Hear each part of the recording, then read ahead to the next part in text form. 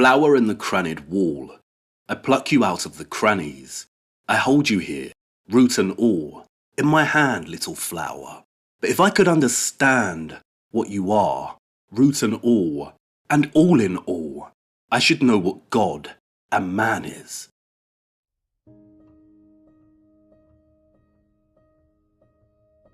There is a great labyrinth ahead of us, full of nooks and crannies. We are on a quest for hidden keys to gain a better understanding of medieval architecture and why it originated in the Middle Ages. What does a better understanding mean? Well, it all started with two Frenchmen, didn't it? Mr. Falconelli told us that the cathedrals once held a mystery, and Mr. Victor Hugo told us that classical architecture, which arose during the Renaissance of the 1400s and reigned until the beginning of the 19th century, had a dead set agenda on replacing and in turn destroying the medieval architecture of the Middle Ages. Together, these two Frenchmen suggest that medieval architecture had a secret that a force in our world did not want us to know about. So we're going to put them to the test. Is there a lost secret? Could Falconelli be correct? Do the cathedrals really hold a great mystery? Well, I can tell you right now, no, Falconelli is not correct. There is no lost secret, and the cathedrals do not hold a mystery. No, they hold many. That's right, the mysteries of the cathedrals, plural. You know medieval architecture, don't you? Of course you do. If we were playing a word association game and picked the word medieval, you'd shout knights on horseback, dragons, castles, moats, kings. And if I said the word Gothic, I bet you shout the following: dark, ghosts, cemeteries, monsters, bad makeup. And if I pick cathedral, maybe you'd shout gargoyles, spires, God, bells, prayer, choir, holy. You see, the third one, cathedral, yields better results. But if you combine the two, Gothic cathedral, what are you left with? A dark shadow over a divinely inspired structure. A slightly problematic and confusing stereotype that has a long and, I'd argue, deliberate historical formulation. You know medieval and Gothic architecture. I know you do. Those imposing wonders of stone geometry entered our collective imagination a long time ago. They haunt the misty moors of Wuthering Heights and Jane Eyre. They birthed monsters such as Frankenstein and Dracula. They summon the spirits in The Lady in Black and The Turn of the Screw. Their chambers contain devilish portraits such as Dorian Gray's. They populate fantastical realms where dragons, men, elves, orcs and sorcerers battle over magic rings. They are formed of the same stonework that clasps Arthur's sword. The medieval architectural style ignites the imagination like no other. And the cathedrals, minsters, abbeys and churches. If you live in Europe, then you don't have to venture far until you can spot one. This is especially true if you live in a country like England. I don't think you can travel 10 miles in a country like this before you see one on your horizon. Spires and towers pierce the twilit, bruised skies above, like the upturned rusted swords of fallen Mercian kings. In towns like Lincoln, Lichfield, York, Wells, Gloucester, Peterborough, the cathedrals tempt and beckon a person's imagination. Come with me, they say, back through the foggy, lamp-lit lanes of lost time to an era in which England may not have been part of a broken kingdom, but something else entirely. But did you know that despite their stereotypical reputation as settings for the macabre and the eerie, many used to be painted inside? I'm not lying. Some 19th century Gothic revival pieces pay homage to the style's painted past. Many interiors of these divine structures were a kaleidoscope of brilliant colour. And if you have a keen eye for it, you can still today see remnants of the paint in so many of these structures. Sometimes it's more obvious.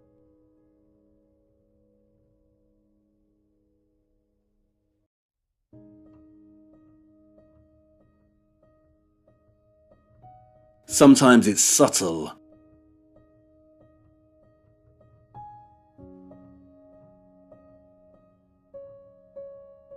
And sometimes it's almost unnoticeable, almost faded beyond recognition.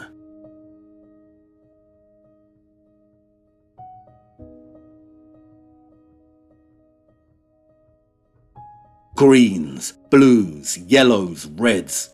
They don't emphasize the colourful paint in the ghost stories, do they? And what's even more staggering is this. If you start visiting many medieval structures, you'll notice something.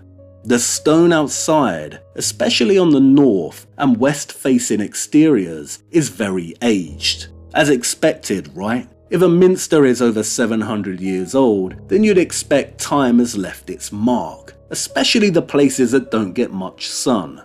But if you venture inside, you'll see that the interiors, the piers and columns, etc., have not aged so dramatically. And why?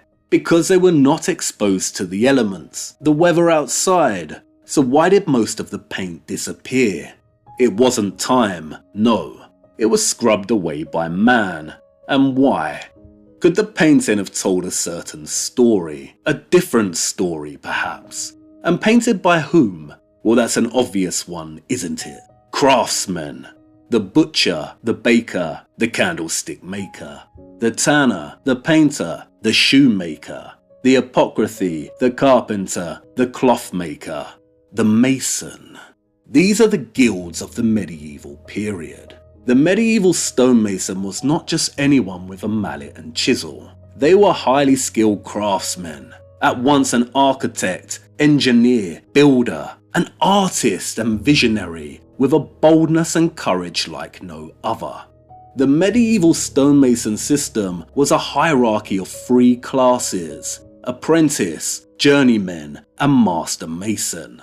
The master mason oversaw a legion of different craftsmen, all working in unison to complete different aspects of these magnificent structures.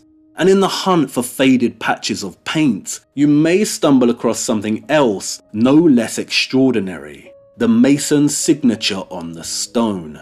They are usually in the form of little geometric shapes. Each shape is an individual mason's specific mark. It means a particular mason carved that particular block. I enjoy nothing more than hunting these out. Sometimes sites document all the mason's signatures and can point them out to you, but most of the time you have to seek them out.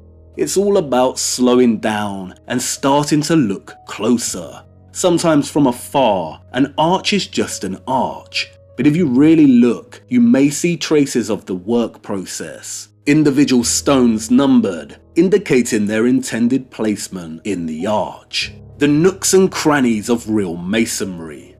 Southwell Minster is one of my favourite medieval structures of all time, and it holds one of the most stunning treasures in the world: its octagonal chapter house.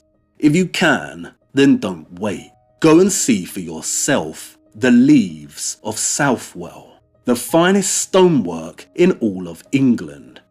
This is not just naturalistic carving, it's a bower full of secrets within a larger forest of stone. The leaves, fruit, flowers are accompanied by animals, hounds catching hares, birds perching, and not just leaves, but buttercups, maple, wormwood, vine, oak, hawthorn, ivy, a rose, flower in the crannied wall. Look at the sublime arches and capitals. Each piece of stone is one block, and the masons have carved the leaves out of the same block, somehow hollowing the space behind them. Look at the star-ribbed ceiling and its centerpiece. And every time you visit, you discover something new. It's full of surprises hidden away. For instance, this capital holds a secret, and you have to sit down and look up to spot it. What's above and behind the leaves here on the capital? Two little stone pigs tucked away and grazing. And it's not just Southwell. The attention to naturalistic detail is found all across medieval and Gothic stonework. We even see it honoured in the revival pieces. Look, butterflies resting on leaves, bees humming, and parrots nestling in the foliage. There's always a surprise waiting to be found. You see this little nugget of stone right here? That's a little mouse. And what does this reverence of the natural world tell us? Does it confirm Francis and Joseph Giles' assertion that although St. Augustine believed that man could best perceive God directly through faith, most medieval thinkers were followers of an alternative tradition, that of Boethius, who believed that knowledge of God could be attained through examination of the beauty and order of the universe. As Boethius wrote, men of reason sought the causes of things, why the sighing winds vex the sea waters, what spirit turns the stable world, and why the sun rises out of the east to fall beneath the western ocean, what tempers the gentle hours of spring, what causes fertile autumn to flow with bursting grapes in a good year. It was all about nature's secret causes. Could this be true? Did the medieval Europeans really believe that the best way to perceive God is through contemplation of the natural world? Where the wind shakes the leaves, there's God. The sound the brook makes as it navigates through stony outcrops, there's God. Nature's secret causes. And then there's the mystery of the Green Man. A figure of an anonymous man with a face made of or inextricably bound with the leaves. He's found everywhere throughout medieval architecture, usually hidden away somewhere out of obvious sight. He's the Where's Wally of medieval architecture, and you can have some fun travelling around from site to site trying to locate him. But what does he represent? A pagan god, a woodland spirit, a demon. Here he is at Southwell, with leaves ushering from his mouth. There are many green men to be found within this chapter house. Is he a pagan demon? Or perhaps he is a reminder, as Nigel Coates puts it, of the elemental link between man and nature. We come from the earth and we go back to it. Or as Tennyson said about his little flower, if I could understand what you are, root and all in all, I should know what God and man is. Nature's secret causes. They don't show you the naturalistic carvings in the horror movies, do they? And did you know that many, not all of them, but many cathedrals, minsters, abbeys and churches are cardinally aligned, especially in England? The choir is usually a line pointing toward the east, and the nave the west. Why would that be? Perhaps the skeptics would say, because Christianity is secret sun worship. But could there be another reason why a large majority of these structures, but not all, are aligned like this? If you're ever lost when out hiking around the European countryside and you've forgotten your compass but stumble across an ancient church, you may just be in luck. The nooks and crannies, the secrets and mysteries, we're after them. There is a great labyrinth ahead of us, so what's it all about? I am going to try and tell a story of the Gothic with a particular focus on the United Kingdom and Europe by extension. But no, that doesn't really cut it. Gothic is not the right word. Gothic architecture was born in the 12th century and ended in the 16th century. Our inquiry transcends this period. I will also be exploring what came before. Okay, how's this? I am going to try and tell a story of medieval architecture and the Middle Ages with a focus on Europe. That's better, but not spot on. As you will see, medieval architecture transcends the Middle Ages. We will also be looking at both antiquity, the time period before the Middle Ages began, and modernity, the time period that followed. And although I will be focusing on Europe, this does not mean that geographic spaces and nations outside of its boundaries are not important. nor does it mean that I will not be exploring and drawing on them to inform my arguments. What it means is I do not have the experience or jurisdiction to make a real argument for the architecture outside of Europe. Why? Because I cannot go and explore it firsthand. When I do discuss spaces outside of Europe, I will be engaging with them in an academic sense, i.e. with the historical literature, the arts, photographs and so on. The complexity is terribly hard to summarize. I think I put it better earlier. Our two Frenchmen suggest that medieval architecture had a secret that a force in our world did not want us to know about. So we're going to put them to the test. Much better.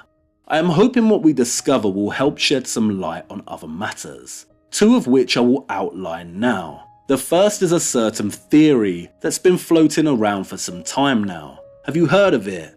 That there was a mud flood or cataclysm that took place at some point between the 17th and 19th centuries, and as a result wiped out a previous civilization that built all the amazing structures of the past. And not only that, but many of these structures were originally constructed as technology to generate energy. The second is the work of Anatoly Fomenko. Many do not realize that Fomenko's work was actually the central driving influence in the conception of the mud flood reset theory. While we will explore Fomenko in detail much later, a very basic summary of his work is that roughly 1,000 years of our chronology are fabricated through means of phantom copies or duplication of other historical events. And that antiquity, as we know it, the Romans, the Greeks and Egyptians, actually occurred during the Middle Ages. Fomenko's work is fascinating and worth reading,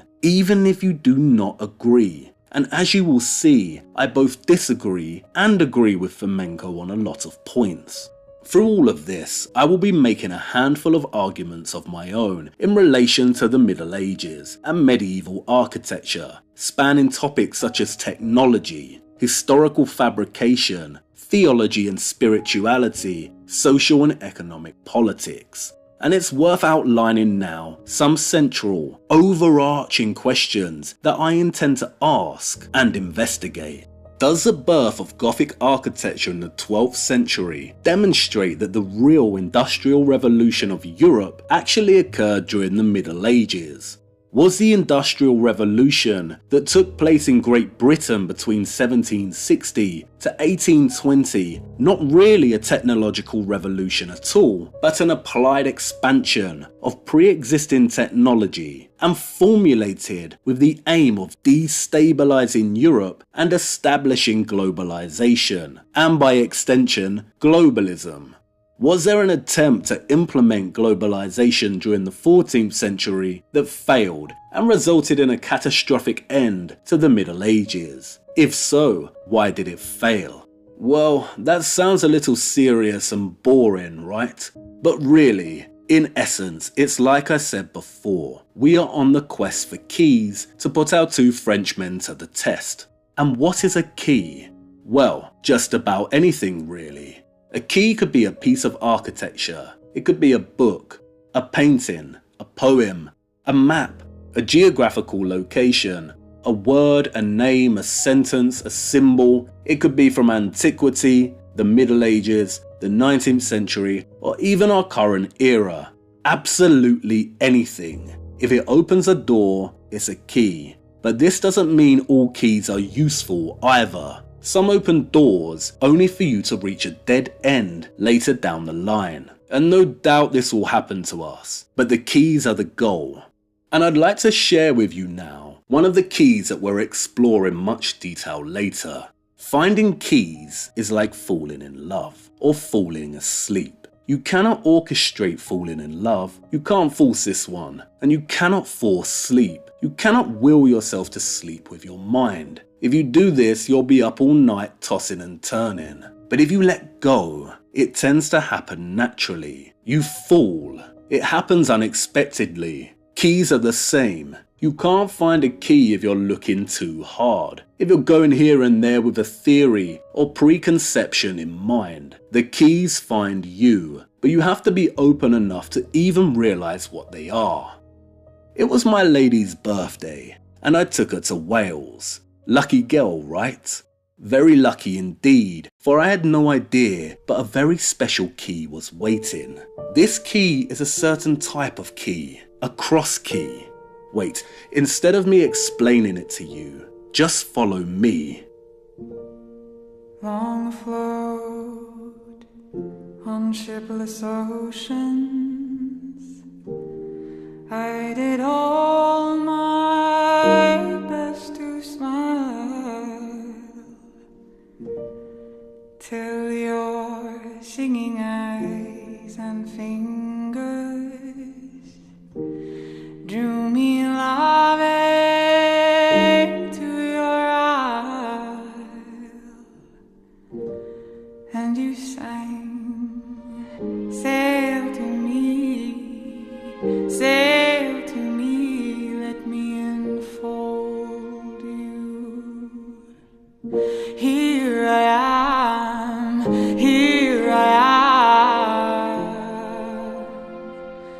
waiting to hold you.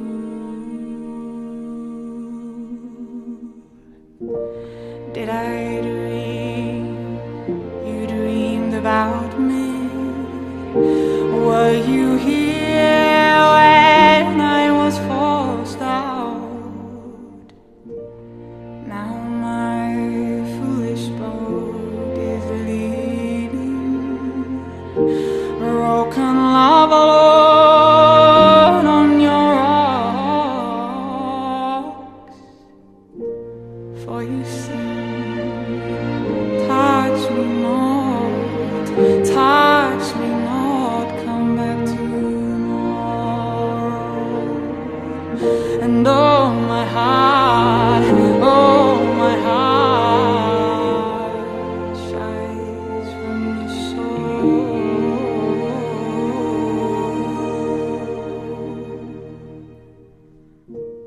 Well, I'm as puzzled as a newborn child, I'm as riddled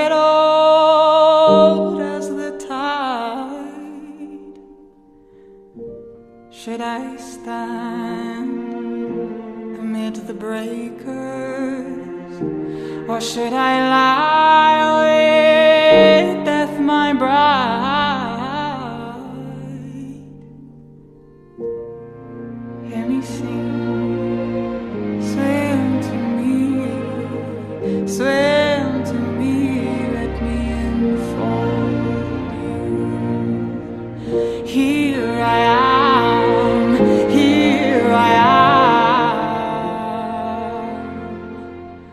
waiting to hold you.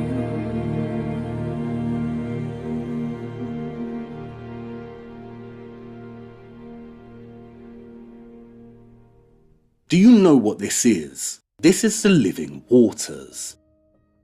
St Winifred's Well in Holywell, Wales. It is a spring that comes from deep within the earth. And look, it bubbles delicately into this magnificent Gothic structure and sparkles in this star before travelling into this pool. The Living Waters. In 1189, Richard I is said to have visited the site to pray for the success of his crusade. It has been a site of pilgrimage for almost 1,000 years of recorded history. Holywell is the Lourdes of Wales. The spring produces miraculous healing waters, of which reports, according to Paul Burns, go back to the early medieval period. The living waters from deep within the earth. And look above the spring. Look at this structure. These special springs are everywhere across the United Kingdom, most now forgotten and out of sight. But not all. In a region named Derbyshire, they still practice the ritual of Christian well dressing that stems from the Middle Ages. And again, the waters of these springs are also reported to produce miraculous cures. The site of Holywell now chlorinates its spring water. What a tremendous shame. A cross key. It opens 2 doors. What doors? Well, firstly it gives us real evidence of the presence of the living waters within a Gothic structure. And what else? The mud. Look a little closer and reset your mind. What happens if I raise the ground here? What are we left with? A grassy path to a church and a little chapel. What's under your feet? The mud flood as an isolated worldwide cataclysm is a very weak theory, and in Stolen History's reality check, Thomas Christian Leibel teases nuance when he asks whether the mud flood could not have been an isolated incident, but something that's occurred multiple times in our history. And what an excellent question. There was no mud flood in the United Kingdom, but something certainly occurred multiple times over the last few hundred years. Look again, raise the ground. Have you ever considered culverting?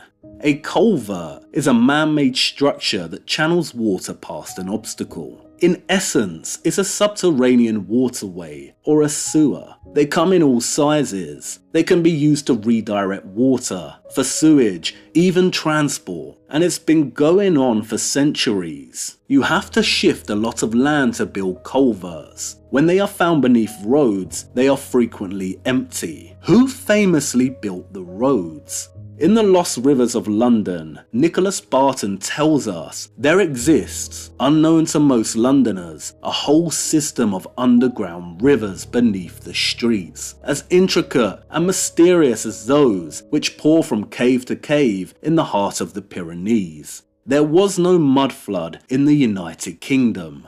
No, there was a burial. Perhaps multiple burials since the Renaissance, beginning with the erasure of the medieval. The ground is always raised around these medieval structures. A mud flood would not be so selective, but sometimes, like with Holywell, the ground isn't raised to bury the entire lower half, and there are clues. See here, what's inside? A crypt, or perhaps something else. Did there exist a lost guild? Who were the Cistercians? Were they really monks? Rievaulx, Tintern, Buildwas, Furnace, fountains, Cistercian abbeys. Who dissolved them? Who destroyed and buried them? The living waters, nature's secret causes, buried long ago and made secret. Even in a place like London, UA Thamthorpe puts it beautifully. At our feet they lie low, the little firm and underground rivers of London. Effra, Graveney, Falcon, Quaggy, Wandle, Walbrook, Tyburn, Fleet, whose names are disfigured, frayed, effaced. These are the Magogs that chewed the day to the basin that London nestle in. These are the currents that chiselled the city, that washed the clothes and turned the mills, where children drank and salmon swam, and wells were holy. They have gone under, boxed, like the magician's assistant, buried alive in earth, forgotten like the dead. Boxed, forgotten like the dead, buried like the dead. Where do we bury the dead?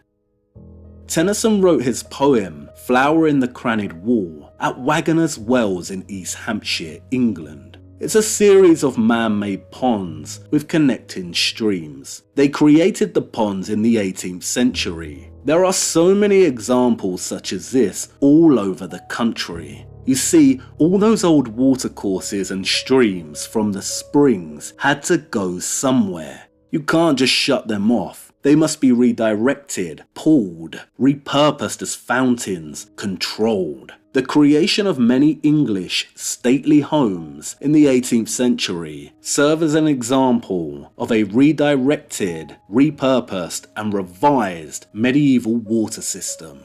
When it comes to the medieval, so much of it traces back to water. Have you ever seen this medieval plan of Canterbury Cathedral? Can you see all the green, yellow and red lines? Do you know what they are? That's a water system. fonts, piscinas. It runs throughout the entire structural complex. I have found many keys that testify to, hint at, and underline the communion between medieval architecture and the natural living waters, but only in Europe and primarily the United Kingdom. Like I said, I don't have the experience to talk about the rest of the world, but what an incredible proposal. Imagine if people from all over the world could go on a treasure hunt in their own particular nation, region, or town to investigate the potential presence of ancient watercourses and springs, to examine whether they interacted with their own medieval and architectural history, and whether they were boxed like a magician's assistant. The nooks and crannies, the mysteries of the past, the labyrinth awaits. But you're hesitant, aren't you? You know what stepping into a labyrinth like this means. Jorge Luis Borges captured it best in his short story, The Two Kings and the Two Labyrinths, in which the Babylonian king orders his subjects to build him a labyrinth so confusing and so subtle that the most prudent men would not venture to enter it, and those who did would lose their way. Each step we take through this labyrinth is a chapter, an inquiry, a portrait, a puzzle, a paradox, a conundrum that we will try to unravel and examine. But there are no guarantees. We are going to be playing riddles in the dark, and I cannot give you assurance that we will solve them. What is the purpose of a labyrinth? To make you lost. And it does make you wonder, doesn't it? Why on earth anyone would enter such a frightening structure?